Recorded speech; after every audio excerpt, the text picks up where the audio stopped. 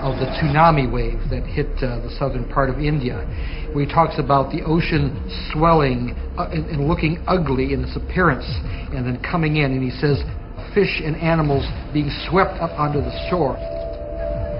Some scientists question whether the cause of the tsunami and other impending natural disasters could be the coming galactic alignment.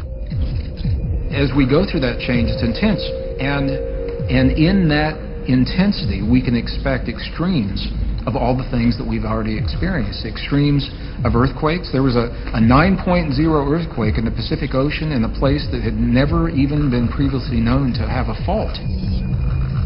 There is a growing concern that earthquakes and tsunamis may be just the beginning of the natural disasters that could bring the world tumbling down,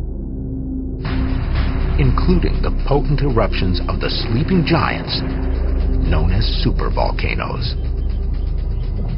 The last time one of these things really popped was in Lake Toba, Indonesia. I think it was about 70,000 years ago, and approximately 90% of what then was the human species was extincted. In today's numbers, that would be 5.5–6 billion. In the area of Yellowstone National Park in the state of Wyoming, a subterranean supervolcano has now moved into what scientists call the red zone, a category that means it could be preparing to erupt. Once a supervolcano such as Yellowstone moves into the red zone to where it could erupt, it's not like there's a little alarm clock in there that's gaboom. It's if it's affected by some outside stimulus that triggers it. Some believe that trigger is coming in 2012. And if it does, the result would be nothing short of catastrophic. And we have in 2012 coming, as I've said, this climax of solar activity, which can stimulate such things as volcanic and perhaps supervolcano eruptions. In comes the energy, metal conducts it, shakes up the crust, kaboom. The ticking time bombs of earthquakes, tsunamis, and supervolcanoes are frightening enough. But there are those who now point to an even greater natural nightmare that trumps them all. One that may already be on a direct path to planet Earth.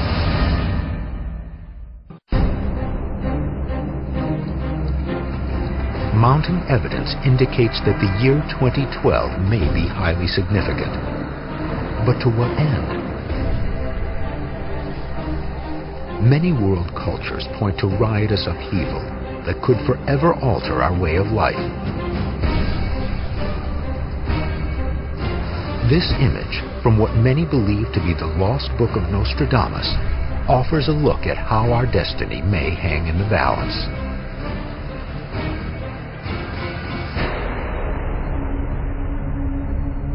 In this drawing, Nostradamus is looking at the Book of Life, and there's writing on the pages. And underneath the Book of Life are three women, the three fates. The Greeks have a myth that the fates were three women who weave time and weave destiny. And what he's telling us is that we have a choice, and this choice will determine our fate. The role of choice in human affairs is not limited to Nostradamus. It is a basic principle in many ancient cultures. For the Hopi Indians in the American Southwest, it is a central tenet of their faith.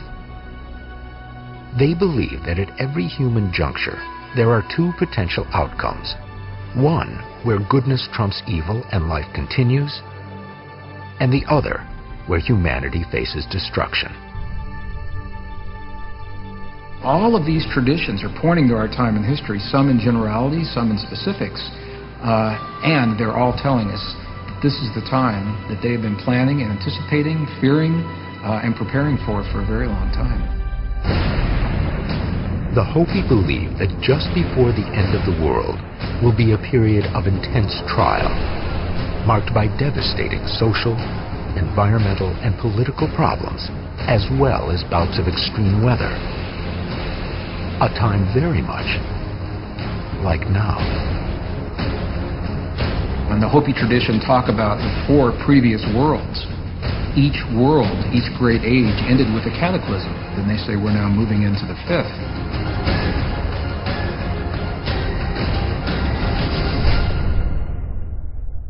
The Hopi look to the sages of their past for answers. They believe that the appearance of ancestor spirits, called kachinas, portend important events. The most dreaded of these kachinas is known as the Blue Star.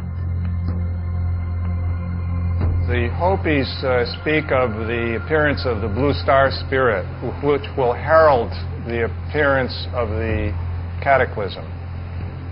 And they refer to various effects that will occur, trembling of the earth and flood and so on.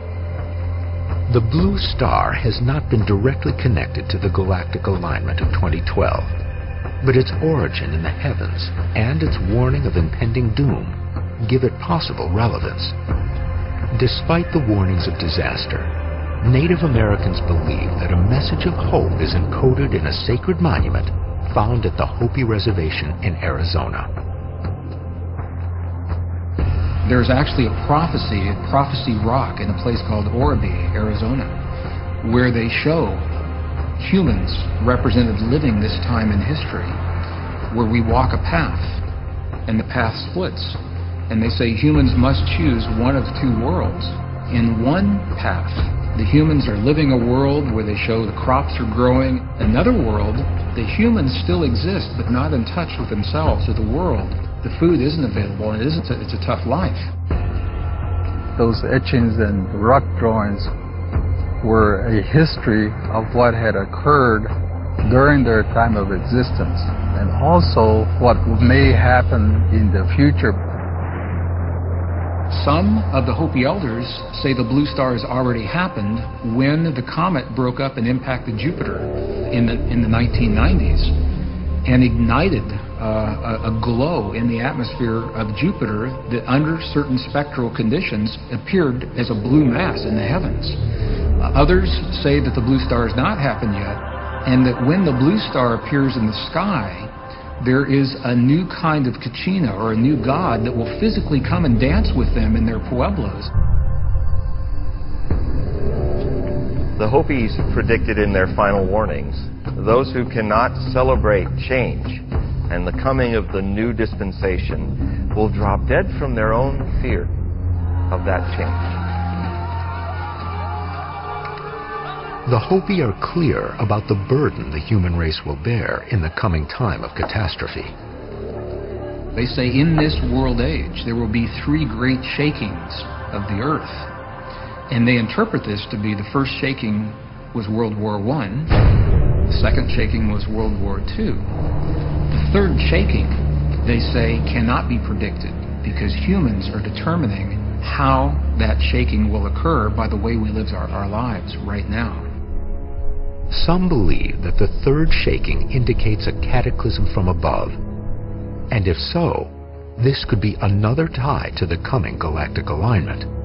It is a theme that resonates in the writing of Nostradamus. Nostradamus looked into the future, often horrified. There is definitely a cosmic disaster described. Where all is good in sun and moon and abundant, its ruin approaches. It comes from the sky to sift through your fortunes in the same state as the 7th rock. Nostradamus seems to describe some kind of a nuclear holocaust.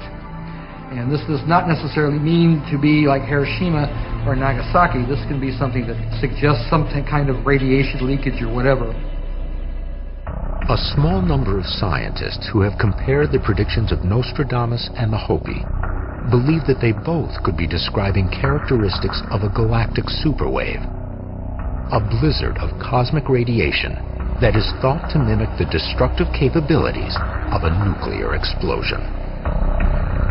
The question arises sometimes regarding precisely what this blue star of the Hopi may be. It could very possibly be the galactic superwave that some of the scientists are talking about. They have a great wave of energy that pulses through the universe and disrupts the magnetic fields of the Earth and causes changes in the atmosphere that are recorded in